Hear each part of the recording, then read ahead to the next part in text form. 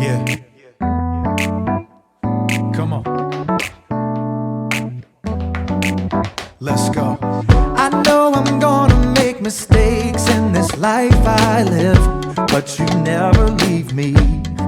You forgive. I won't always get it right. It's alright, 'cause no matter what I do, I'm always loved by you. In the morning time, I'm gonna sing. God, you make me smile when you're doing your thing.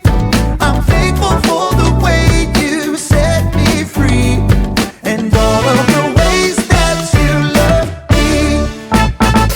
I know I'm gonna make mistakes in this life I live, but you never leave me. You forgive. I won't always get it right. It's alright, 'cause no matter what I do, no matter what, I'm always loved by you. In the morning time, I'm gonna sing. God, you make me smile when you're doing your thing. I'm thankful for the way you set me free, and all of the ways that you love me. In the morning time, I'm gonna sing. God, you make me smile when you're doing your thing.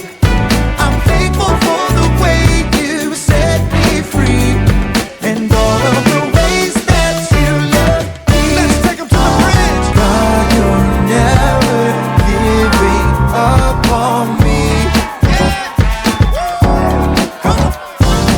God, your love is all I'll ever need.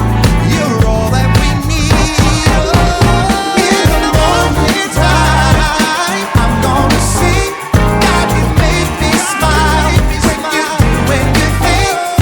I'm thankful for the way you set me free, and all of the ways that you love me. In the morning time, I'm gonna sing. God, you make me smile when you're doing your thing. I'm thankful for the way you set me free. Yes, we are. And all of the ways that you love me. I'm thankful for the way you set me free. And all of the ways that you love me. Sing it again. And all of the ways that you love me.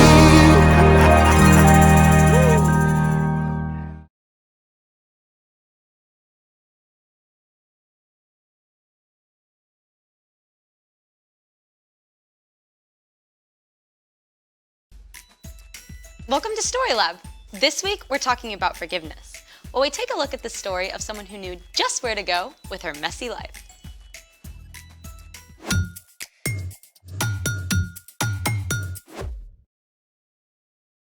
Hey, I'm Skylar. And I'm Sebastian. We're talking about forgiveness, which is deciding that someone who has wronged you doesn't have to pay.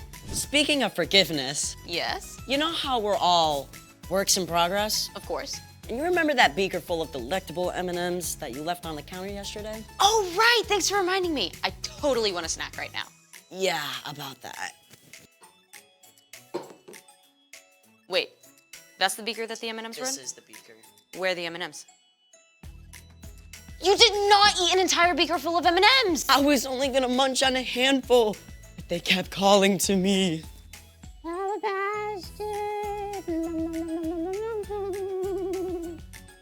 I cannot believe you ate all of my M&Ms.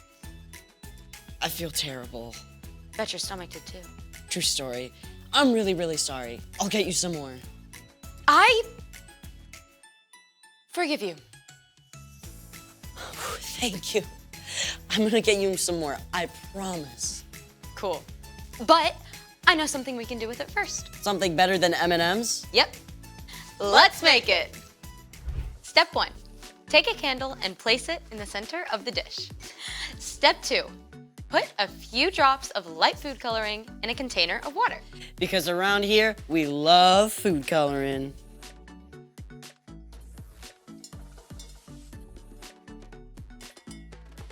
Then, pour the water in a shallow glass dish until it just covers the bottom.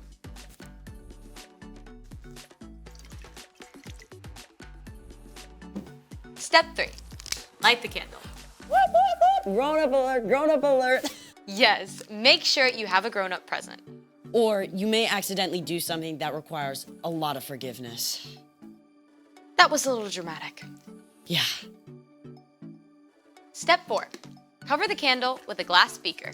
A conveniently empty glass beaker. Then the final step is you're going to put a few drops of dark food coloring around the rim.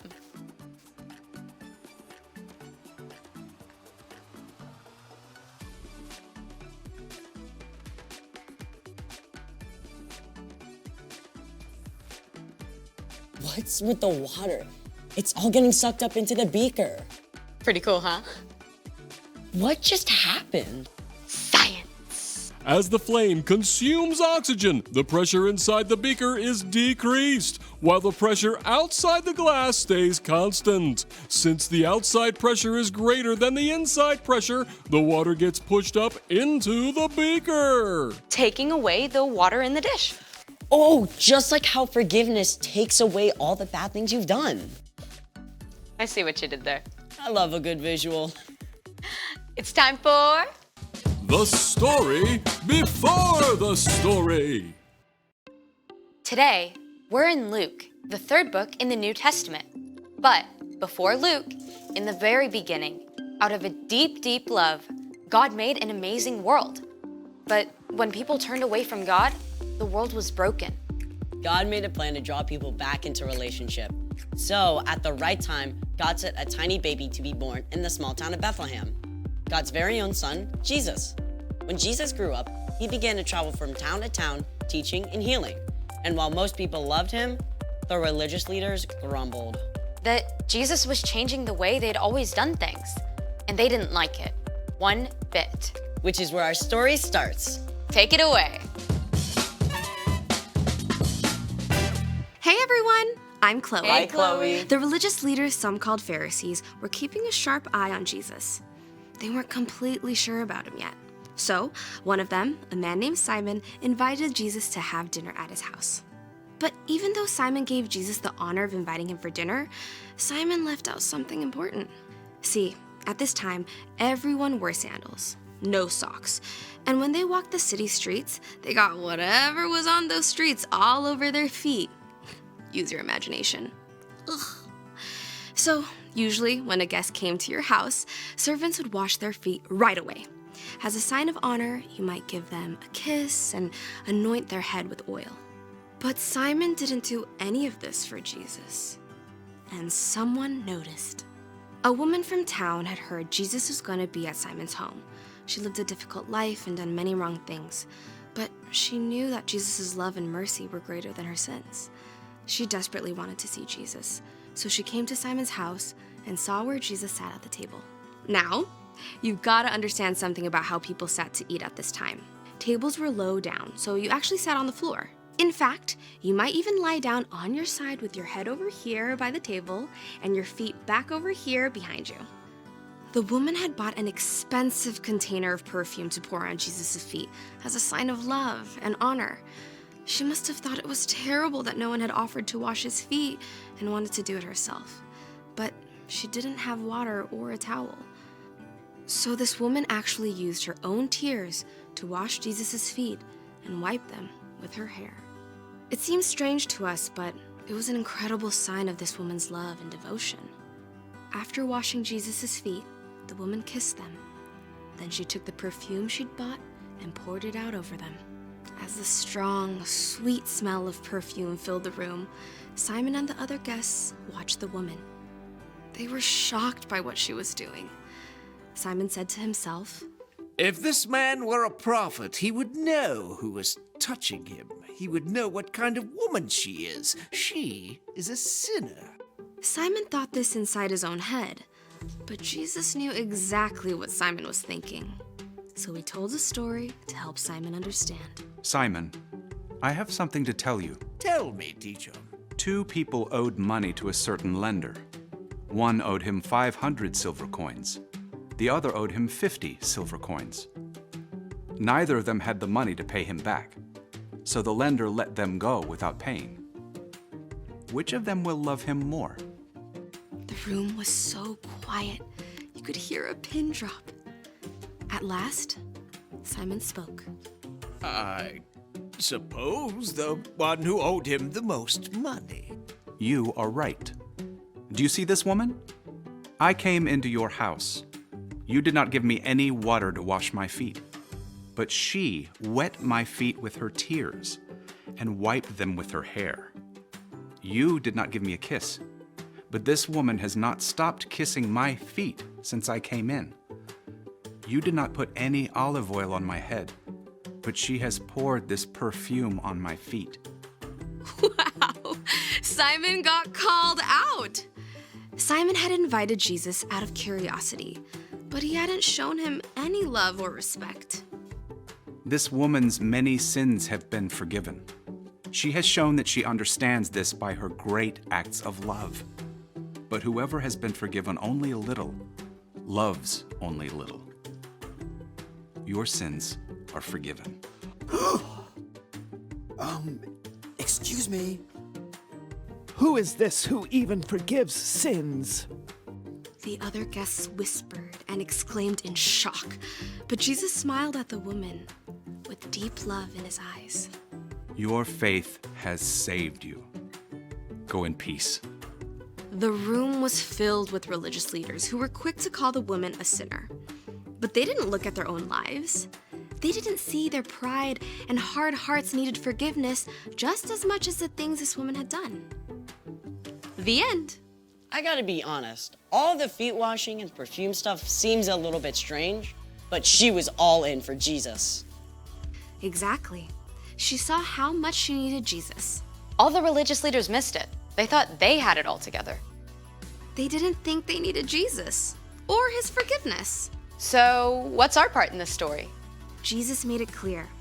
Everyone needs forgiveness. Not just the guy who robbed a bank or the school bully. All of us have done things wrong. We've all messed up. And those wrong things, big and small, have broken our relationship with God. They make us feel far away from God. We all need forgiveness. It's why God sent Jesus to be here on earth with us. Jesus showed us how to live. He's the only one who never sinned, and then Jesus laid down his life for us. When Jesus rose to life again, sin and death were defeated. When you choose to follow Jesus and ask God for forgiveness, God wipes away the wrong things that you've done. God looks at Jesus' perfect life instead of your sins and says that you don't have to pay for those sins anymore. That's the most amazing thing ever. So don't miss this. You've done wrong things. You need to be forgiven. But because of Jesus, God is ready and willing to forgive you and wipe away the wrong things you've done right this second. That's amazing. Enjoy! See you next time! Bye, Chloe. So here's the thing. Everyone needs forgiveness. Just like you forgave me for the M&Ms. Wow, thank you. Can I have a few? A few.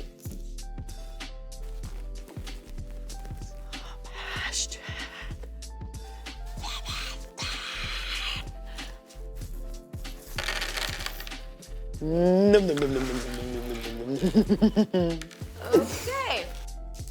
Thanks for joining us in the Story Lab. See you next time.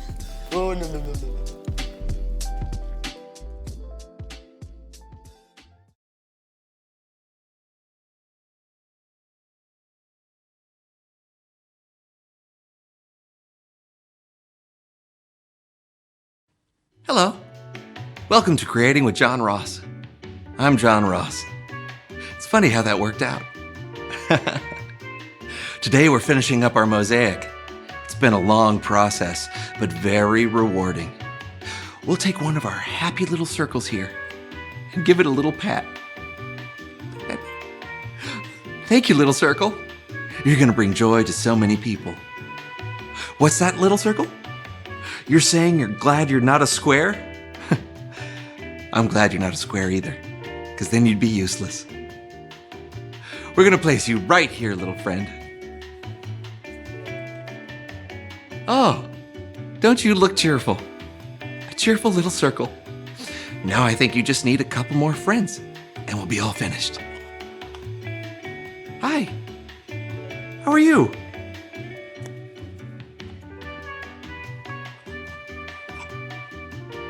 Oh, you're very round today.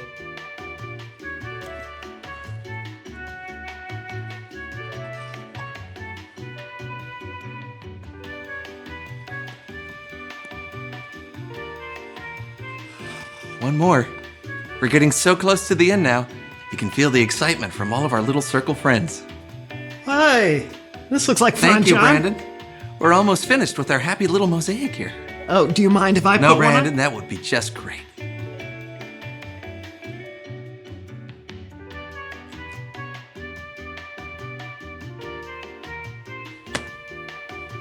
There. That looks happy.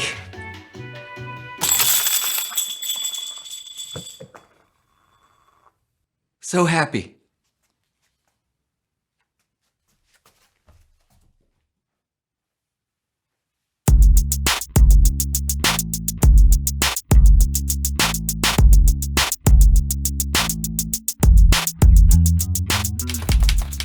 Glimpses of Me by John.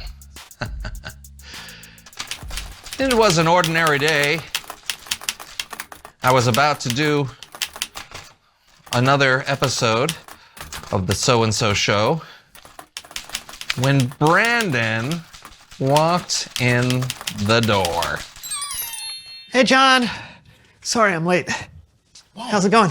Whoa! What? Well, I literally just typed, Brandon walked in, and then you walked in. Oh. What are you doing? You writing a book? Oh, well, maybe. We'll see where it goes. Hey, you should write a mystery. Mysteries always do well. That's a great idea. Yes. You know what? I think I'll write one of those classic mysteries, you know, from the 1940s. You know, something a little more old, you know, so that it... Brandon? Okay. It was a dark and stormy night. Whoa. Brandon walked in through the door. Hiya, John. What's cracking? He took one step and tripped on a roller skate. What? What are you talking about? What?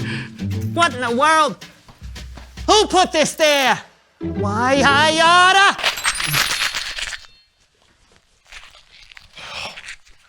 All right. Oh. Okay, let's try again. Brandon walked in through the door holding a freshly baked cake. Hey, John. I baked you a cake. There you go. Oh, thank you. Uh-huh. Mm-hmm. Oh, my goodness. What kind of cake is that? It's coconut. Don't you like it? No, thanks. Man. Now what am I going to do with all this cake?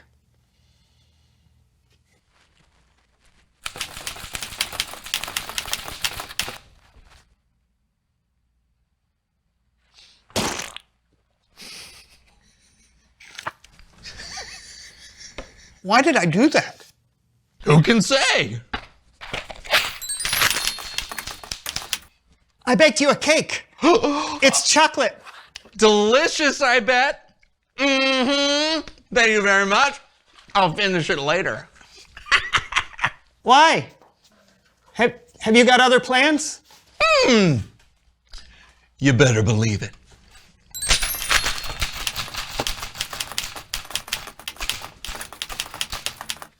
I would do anything for John, like buy him chips and other snacks. Yes, I would do anything for John, even dress up like a cat. Oh, yeah! No. Meow. Yep. We got you. Enough of that.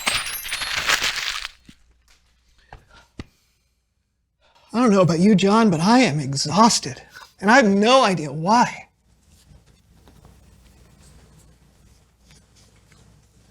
What? It's Bible story time with Kellen.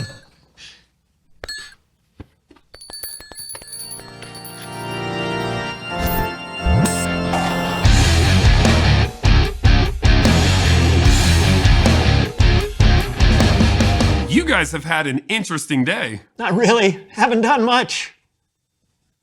What have we done? You got a story for us today, Kellen? Of course. Seriously, I can't remember anything about this Then show. take it away. You know, there's nothing like being given a do-over, a fresh start, a clean slate, which is what today's Bible story is all about. It is a story about when Jesus was invited to have dinner at a home of a Pharisee named Simon. A Pharisee was an expert in God's law. They loved rules, which is great, but sometimes they thought that they were better than other people. But still, Simon invited Jesus, so Jesus went to dinner at Simon's house. Now, there was a woman in town who had lived a sinful life. She heard Jesus was close by, so she went to the house, found Jesus, and did something a little unusual. She started to clean Jesus' feet. Well, I'm pretty sure they did not have vacuum cleaners, but the woman did sit on the floor and clean Jesus' dirty, sandaled feet. And not with a bowl of water and a washcloth. She washed Jesus' feet with her own tears and dried them with her own hair. Yep, you heard me right, with her own hair. And before you wonder if this was a common practice back then, it was not. She also kissed Jesus' feet and poured perfume on them. She was truly honored to be in the presence of Jesus. On the other hand, Simon was not okay with what he saw happening in his house. He said to himself, if Jesus really were a prophet, he'd know the woman touching him was a sinner. So, Jesus told Simon a story about two different people who owed a man money. One owed the man 50 coins and one owed 500 coins. Neither person had enough money to pay the man back. So, the man let both people go without paying. So whether they owed 50 coins or 500 coins, they were off the hook. They were both forgiven. After the story, Jesus asked Simon, which of the two people would love the man more? The one who owed 50 coins or the one who owed 500? Simon replied, I suppose the one who owed the most money. Yup, good answer. Jesus turned to the woman who had washed his feet and said to Simon, do you see this woman? I came into your house. You did not give me any water to wash my feet, but she wet my feet with her tears and wiped them with her hair. You did not give me a kiss, but this woman has not stopped kissing my feet since I came in. You did not put olive oil on my head, but she has poured this perfume on my feet. So I tell you this, her many sins have been forgiven. She has shown that she understands this by her great acts of love. But whoever has been forgiven only a little loves only a little. Boom. After that, Jesus told the woman her sins were forgiven because of her faith. The woman knew what it felt like to truly be forgiven, and she had to show Jesus how unbelievably grateful she was. What'd you think, fellas? I gotta say, feet always weird me out. But her just doing that for Jesus without a second thought of what the other people in the room might think, that's pretty incredible. Yeah, that just proves how grateful she was to be forgiven. Oh, yeah. You know, I don't think I'm always that grateful, even though I've been forgiven a lot. It's true. All of us are a work in progress. We all need forgiveness sometime. Yeah, I need forgiveness every day. Like even today when I was making Brandon dance like a cat. You were what? Yeah, that's a great story, Kellen. Thanks, guys. I'll see you next time. Dance like a cat? Yeah. You know how sometimes when you type something in a typewriter and the things you type actually start happening. That's not a thing. Okay.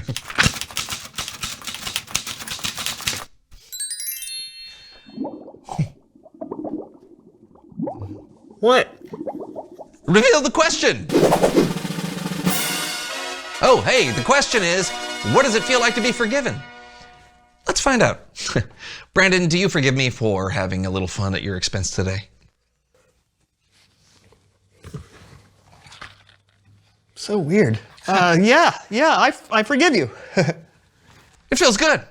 Totally. When you have something hanging over your head that you know you should ask forgiveness for, it really does weigh you down. And when that weight is lifted, it's an incredible feeling. Yeah, all of us should know what it feels like to be forgiven. When Jesus died on the cross, he paid the price for all of our sins. So be grateful for how loving and how forgiving God is. Yeah, and we'll see you next week for a brand new show. Let me see that thing. Uh-oh. John enters, playing the spoons and break dancing.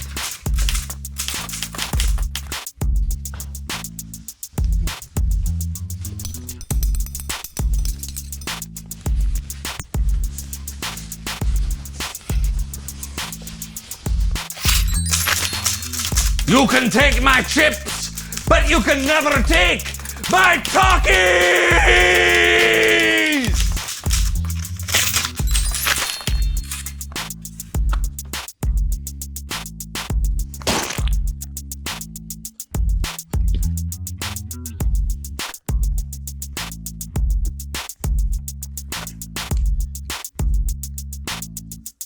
Still delicious.